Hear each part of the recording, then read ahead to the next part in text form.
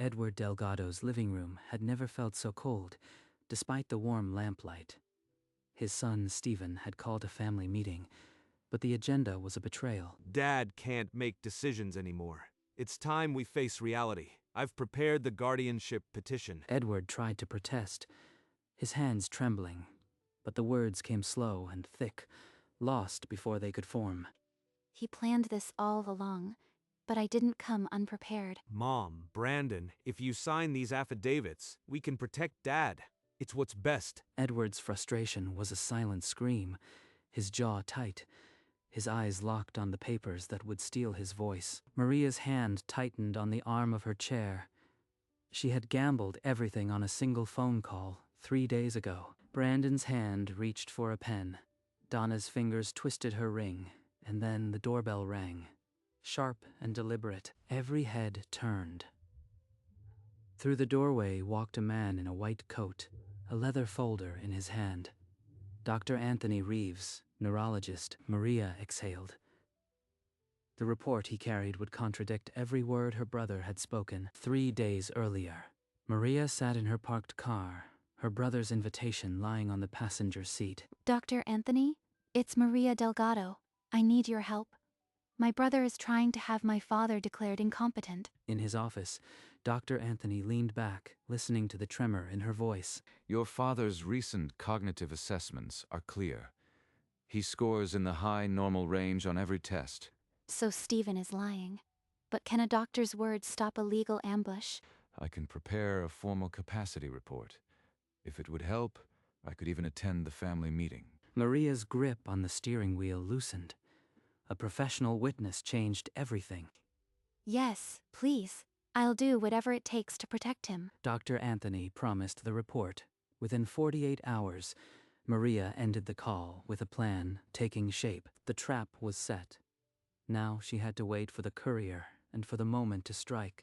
In his office, Dr. Anthony spread out Edward's cognitive test results, his pen tracing the scores that told an undeniable story. The patient demonstrates intact judgment, memory, and executive function.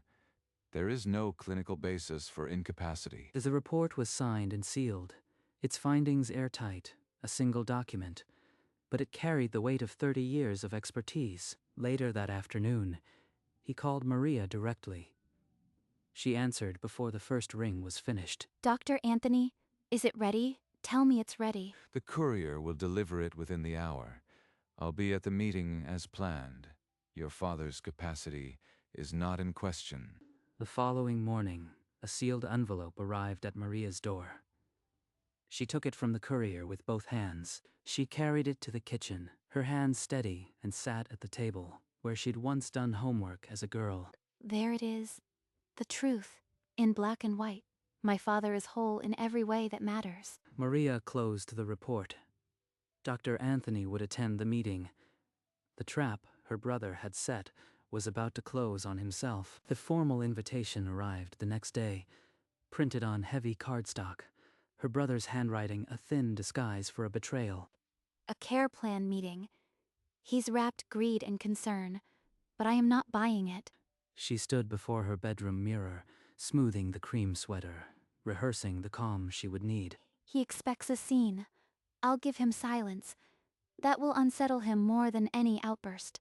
The antique clock in the hall ticked toward 5. In 2 hours, the family would gather at her parents' home. Her phone lit up. Dr. Anthony's message, on schedule. I'll be there at 5:15 exactly. 15 minutes of his lies. Then the truth walks through the door. I can hold until then. She tucked the capacity report into her bag, the folder pressing against her side like armor. Driving across town, she didn't listen to music. She listened to her father's voice in her memory. Still strong, at the curb, she killed the engine and looked at the house. The trap was set. Now, she had to walk inside. Maria walked through the front door and into the living room, where her father sat in his recliner, his eyes searching for her immediately. Maria, thank goodness. Stephen called an urgent meeting, but he won't say why. Your father's been agitated all day. Edward's hand trembled on the armrest, but his gaze was clear and fixed on his daughter, a silent question in his eyes. Before Maria could answer, the door opened again. Stephen strode in, a leather folder clutched under his arm like a weapon. He didn't greet anyone. He simply took the chair at the head of the coffee table, Brandon sliding closer as if summoned. Thank you all for coming. This isn't easy, but we've ignored the problem too long. Dad's mind is slipping away. Donna's hand flew to her chest. The words hung in the air, heavy and accusatory. There it is. The opening salvo. He's trying to frame it as compassion. I've had an attorney draw up the paperwork for guardianship. All we need are a few signatures. It's what Dad would want. Stephen spread the guardianship petition across the coffee table. The documents stared up at the family like an ultimatum. Mom, this affidavit is just a formality. With your signature, the court sees our family stands united in protecting Dad. But Edward, I don't know. He still knows us. He still knows himself. Is this really necessary? Edward opened his mouth. A single syllable escaped, mangled by the tremor. No, the word disintegrated before it could land. You see? He can't even form a sentence. This is exactly why we need to step in. It's only going to get worse. Not yet. Let him dig his own grave. The report will speak for Dad when he cannot. But Stephen, is this? I mean, legally, can we even do this if Dad doesn't agree? Of course. The law protects people from their own decline. A doctor's note is all it takes. I've already spoken to one. You've already spoken to a doctor? Which doctor? Why wasn't I told about any of this? Edward's fist clenched on the armrest, a silent fury. His throat worked, but the words stayed trapped behind the disease. The clock on the mantel ticked toward 5:15. Maria's pulse matched its rhythm. Any moment now. Stephen's head turned to Brandon, his voice dropping to something almost gentle. Buddy, just sign the affidavit. You know, this is what Dad needs. You don't have to worry about the legal stuff. But if Maria disagrees, I don't want to cause a problem. Maria leaned forward, her voice cutting through the room for the first time. Brandon, read the document. It strips Dad of every right to make his own decisions. His money, his healthcare, his home. Are you prepared to take that from him? This is exactly the problem. You've always treated Dad like a patient, not a father. You can't see that he's beyond your help. Donna looked between her children as if seeing them for the first time. Beyond my help. He's sitting right here, Stephen. Look at him. He knows exactly what you are doing.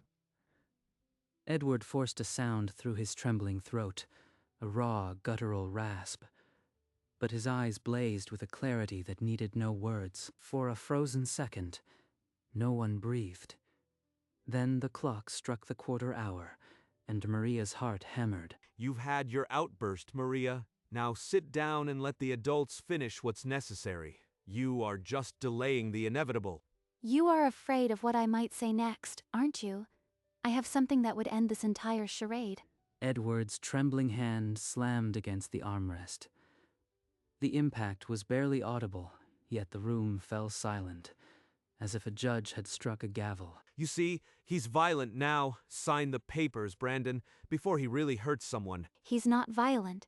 He's fighting for his life. Dr. Anthony, where are you? Donna buried her face in her hands, her shoulders shaking. Brandon looked from Stephen to Maria, lost in a storm he never saw coming. And then, from the front of the house, the doorbell rang, a single, deliberate note that sliced through the shouting. Every head turned toward the sound. Maria's composure did not waver, but her pulse quickened. Who the hell would show up without calling? This is a closed family meeting. The one person who can expose every lie you've told tonight. And he's right outside that door. The door swung open, and Dr. Anthony Reeves stepped inside, his white coat a stark contrast to the familial chaos. Forgive the intrusion. I am Dr. Anthony Reeves, Edward's neurologist. I'd like 10 minutes of your time. He didn't wait for permission. He walked to the coffee table and began removing copies from his leather folder. Stephen shot to his feet, but the doctor's calm was a wall he couldn't scale. Before anyone signs anything, I believe you should all read this. It's a formal capacity assessment conducted last month. He handed a copy to Donna, then Brandon, and placed one directly in front of Stephen. Maria received hers last, their eyes meeting for a fraction of a second, a silent confirmation. In plain language, Edward Delgado has full legal capacity. His cognitive scores are in the high normal range for his age. Donna's hands trembled as she read. Brandon's face went slack with confusion, but Stephen's jaw tightened like a steel trap. The report sat in their hands, black ink on white paper, an unassailable truth. The room had shifted, and Stephen knew it. Any guardianship petition filed under these circumstances would not survive court scrutiny. Edward's capacity is documented and intact. Moreover, filing a false petition against a competent adult can expose the petitioner to civil liability and charges of contempt. The words dropped like stones into still water. Donna's eyes widened. Brandon fumbled his pen. This is absurd. I've already spoken to a doctor who assessed him. He's not capable. You are just protecting your own patient. I've been Edward's neurologist for over a decade. I have 30 years of practice. Who did you consult, Stephen, if I may ask? Edward, in his chair, straightened slightly. The mention of another doctor had sparked something in him, a flicker of indignation. Donna looked down at the report, then at her husband, her face crumpling as the weight of what almost happened settled on her. I don't have to answer to you. This is a family matter, not a courtroom. You have no right to be here. But it will become a courtroom matter if you proceed. I've documented my findings. Any judge will weigh them heavily. The threat hung in the air. Stephen's hands clamped down on the table's edge, the petition forgotten beneath the weight of the truth. Stephen pointed a trembling finger at Dr. Anthony, his voice cracking as he grasped at the last piece of his shattered plan. This is a setup. You and Maria planned this whole thing. You came here to ambush me. I came here to present medical facts. My professional reputation is built on 30 years of impartial diagnosis. Maria's eyes never left her brother. She had expected this attack, and she let it crash against the doctor's calm. You are just another puppet she's pulling strings on. She's always been controlling, and you are helping her steal from the family. The only thing being stolen tonight is Edward's right to self-determination. I am here to ensure that doesn't happen. Edward shifted in his recliner. For the first time in hours, his hand stopped trembling as he gripped the armrest with purpose. He's found his voice. It's coming back, and when it arrives, this room will never be the same. Dr. Anthony turned toward Edward. The charge in the room shifted as all focus moved from the argument to the man in the recliner. Edward raised a hand, unsteady, yet commanding silence. He opened his mouth, and the family braced for words that would change everything. I am ashamed of you, Stephen. Deeply, deeply ashamed. You sat here tonight and tried to erase me. Now, I want you out of my house. The words, though halting, landed like a verdict. Each syllable was a blow to the son who'd banked on his father's silence. Stephen's face went pale. His mouth moved, but no sound came out. The confident salesman had vanished. Donna's tears broke free, her hands pressing to her chest, as if to contain the fracture of her family. I knew he could speak, if only the world would listen. And now it has. Edward didn't look away. His gaze held Stephen pinned to the chair like a specimen under glass. Dr. Anthony stood aside, his presence a quiet validation of a man's mind and a daughter's love. Stephen's hands trembled on the table. The guardianship petition lay forgotten beneath them, already dead. The clock on the mantel ticked. No one moved. The answer hung in the air, unspoken. Stephen stood abruptly, the scrape of his chair cutting the silence. He didn't look back. The front door opened.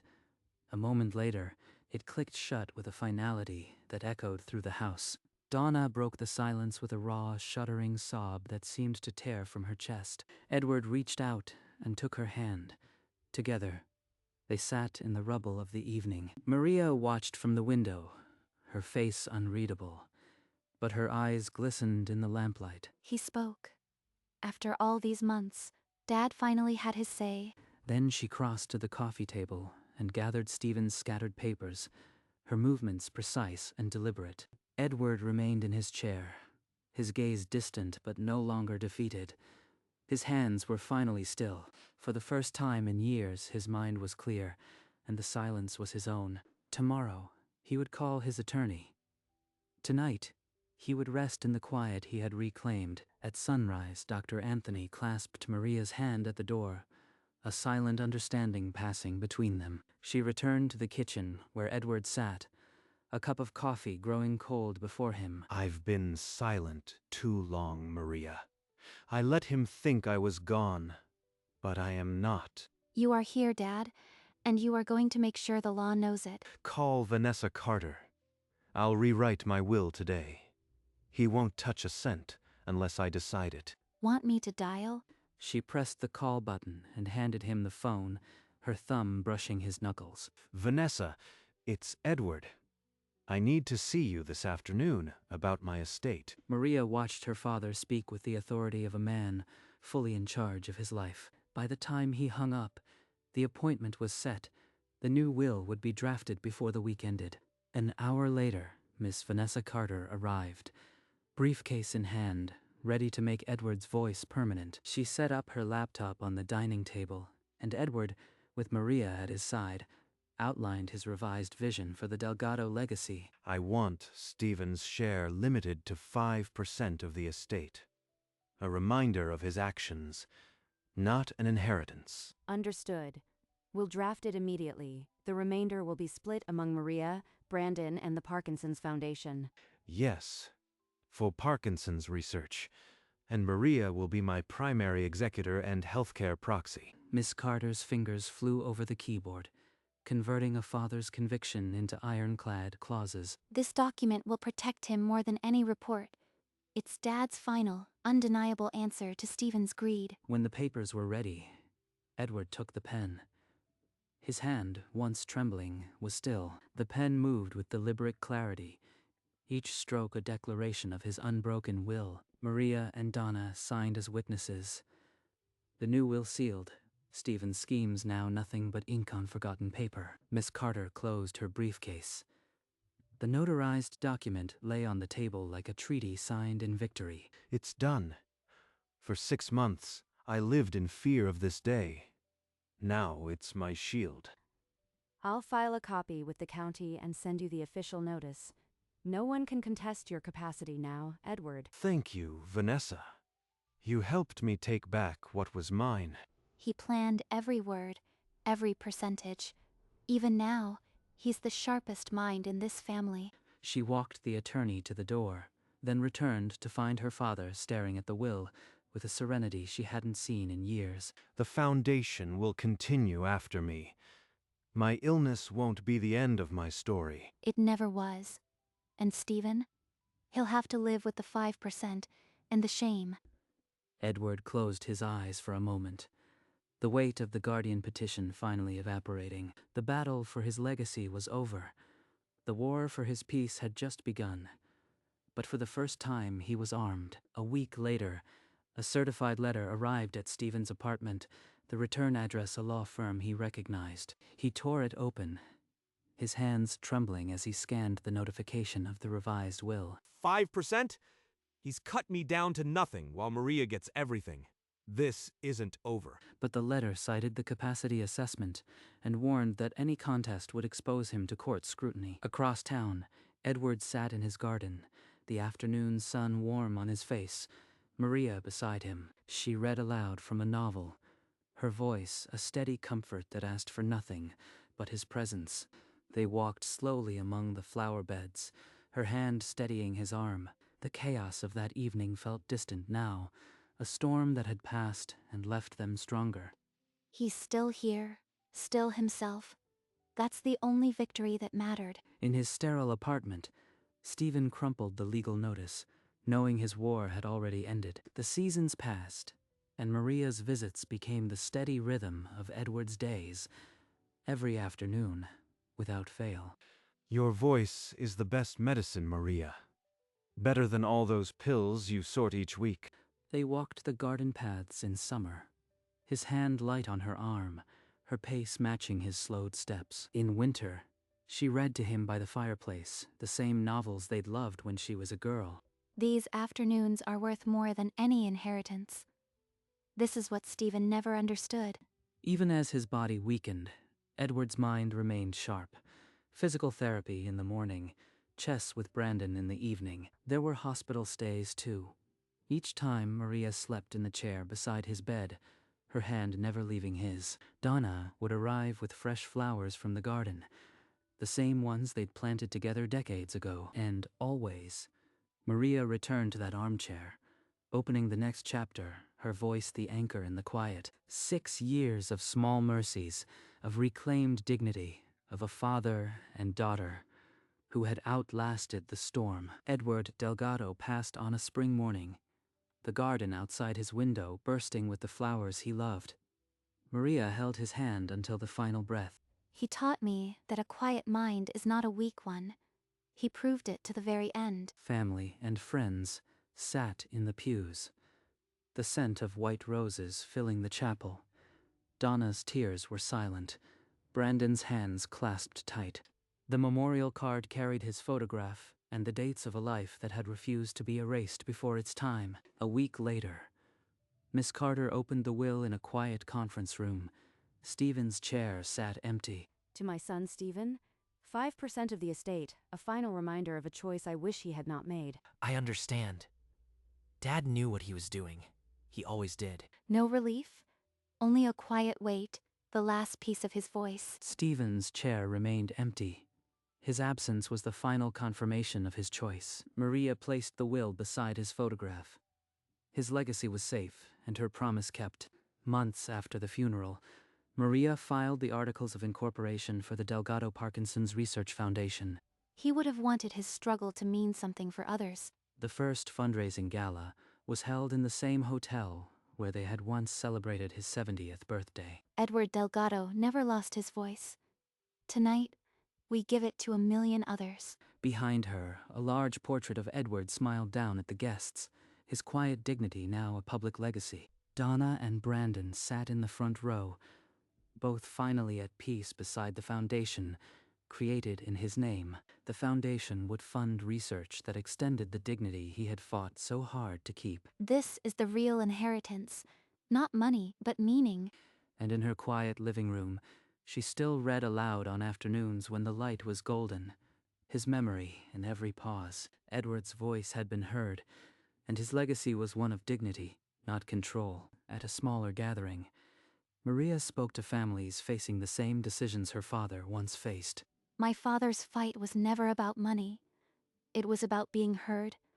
And he was, in the end. She returned home as the afternoon light slanted low, and walked into the living room, where it all began. The leather chairs were empty now, but the room felt full of memory, of peace, of a voice that had refused to be silenced. No shadows here anymore.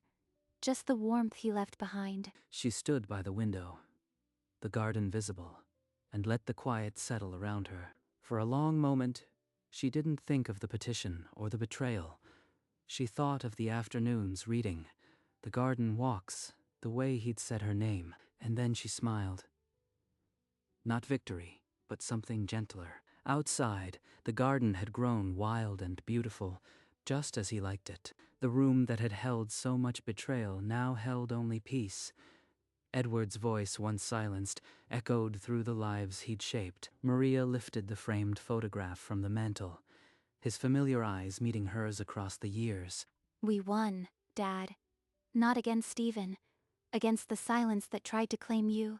She carried him to the window, where the late afternoon sun spilled across the glass like a benediction. The house held its breath, not in tension any longer, but in the gentle memory of footsteps and familiar laughter. Outside, the garden bloomed on, wild and beautiful, unaware of the battles that once raged within these walls.